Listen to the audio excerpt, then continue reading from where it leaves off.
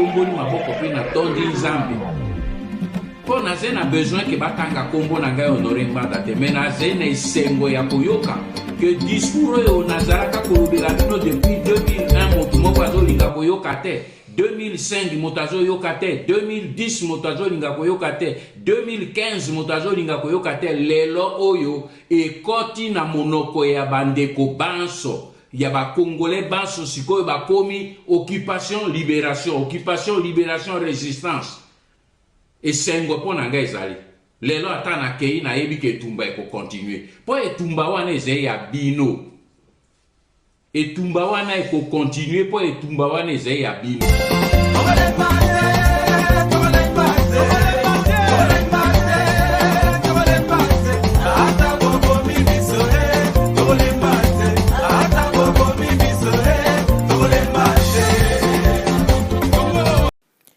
L'œil du patriote du vendredi 4 octobre à lire sur www.info-aparico.com. Joseph Kabila vient de créer une ANER bis à Kingakati. L'artiste défao dans le collimateur de Bizi Makara. Le semblant de bicéphalisme Kabila Tshisekedi au sommet de l'État congolais s'efface progressivement en faveur de l'imposteur rwandais qui reprend pas à pas le contrôle de tous les domaines stratégiques et névralgiques de l'État. Après avoir repris en main le contrôle du Sénat, du Parlement et du gouvernement, et pour contourner certaines trahisons observées au sommet des services de l'ANER, Joseph Kabila vient de procéder à la mise en place d'une nouvelle structure parallèle de l'ANER dont l'état-major est installé dans le No Man's Land de Kingakati qui fonctionne aujourd'hui comme un État dans l'État. Avec son armée de mercenaires de plusieurs pays d'Afrique et d'Asie, son aéroport international, ses fonctionnaires et dernièrement sa propre prison et ses cachots.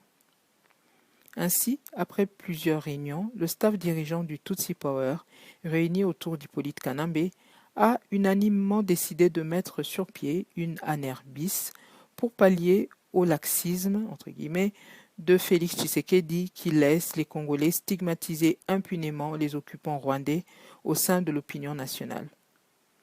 Les personnages emblématiques et les plus féroces du Tutsi Power ont été chargés du fonctionnement de cette structure. Il s'agit notamment de 1. Kalev Munto, qui joue le rôle de l'AG chargé de la coordination, Bizi Makara, qui joue le rôle de l'AGA chargé de l'extérieur, 3. Général John Numbi, qui joue le rôle de l'AGA chargé de l'intérieur, 4. Jeannette Kabila, qui est en charge des finances, 5. Le général Delphin Kaimbi, chargé des recherches et arrestations, entendez les enlèvements, 6. Général Amissi Tangofor, qui est chargé des missions, entendez par là les opérations d'élimination des cibles politiques, 7. Maurice Nyarugabo, qui joue le rôle de directeur de prison et des cachots. Les agents qui composent l'essentiel du noyau de cette doublure de l'ANER ont été recrutés essentiellement parmi les jeunes Rwandais qui sont nés ou ont grandi à Kinshasa et dans les autres coins de la RDC.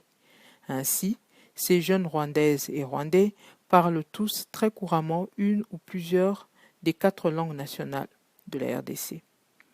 Et parmi ces jeunes Rwandais, on compte plusieurs Kadogo très proches de Kanambe et attachés à sa personne, et d'autres militaires rwandais qui ont infiltré les FARDC grâce aux opérations des mixages.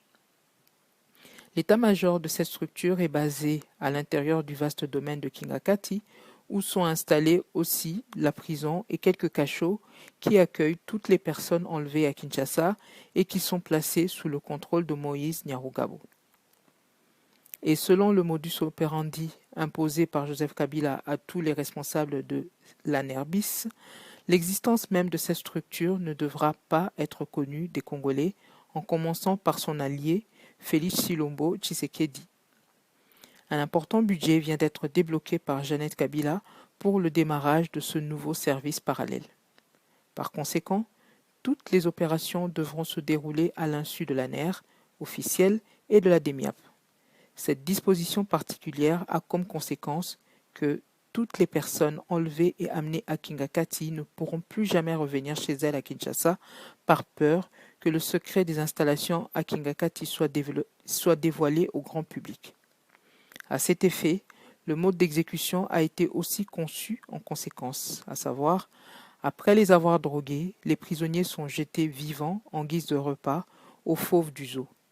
Parmi ces fauves, on compte principalement les léopards, les lions, les chiens et les crocodiles. Ainsi, tous ces infortunés disparaissent sans laisser de traces. Sous-titre: Projet d'élimination de l'artiste Defao. Depuis le retour de Defao au pays, Kabila ne dort plus. En effet, comme de nombreux Congolais le savent, ce chanteur congolais aurait un jour affirmé publiquement avoir connu Hippolyte Kanambe, alias Joseph Kabila, en Tanzanie il y a des années, alors que ce dernier y exerçait le métier de taximan.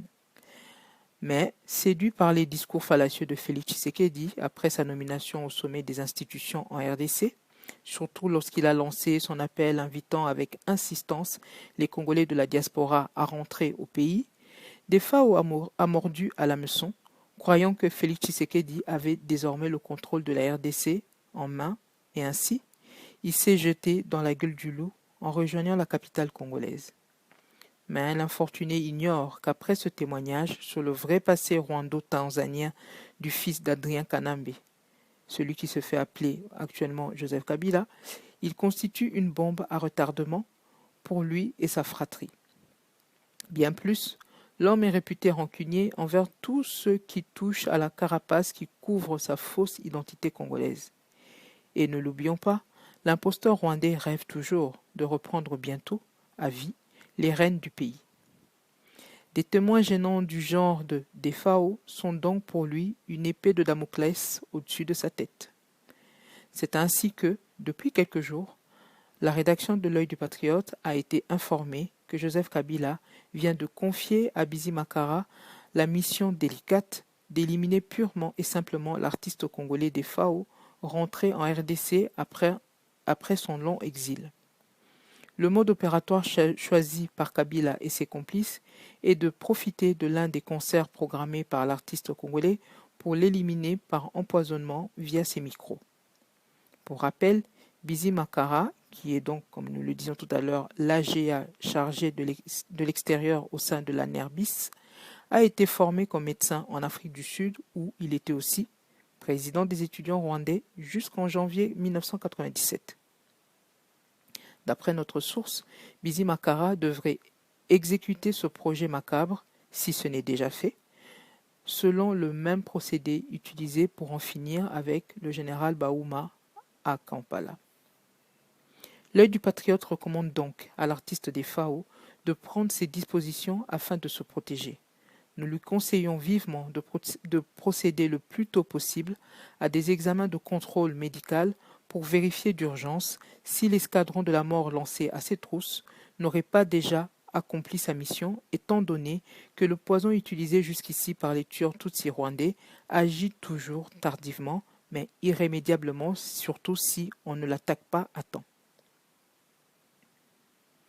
Ceux des Congolais fanatiques et volontairement aveugles qui s'évertuent à convaincre l'opinion nationale et internationale qu'un changement politique est intervenu à la tête de la RDC risquent de déchanter bientôt lorsque eux-mêmes ou leurs parents tomberont dans les filets des envahisseurs tutsis rwandais qui passent maintenant à la vitesse supérieure pour écraser toute velléité de la part des Congolais de stopper leur processus visant à prendre possession de notre pays.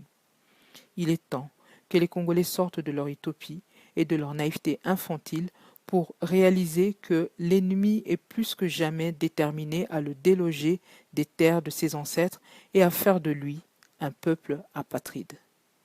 L'accord diabolique conclu entre Félix Tshisekedi et Joseph Kabila assure non seulement l'impunité à celui-ci, mais le rend encore plus dangereux qu'auparavant. Il appartient plus que jamais aux Congolais de se préparer à agir pendant qu'il en est encore temps, afin de se réapproprier leur souveraineté et stopper définitivement ce funeste tandem Kabila-Tshisekedi.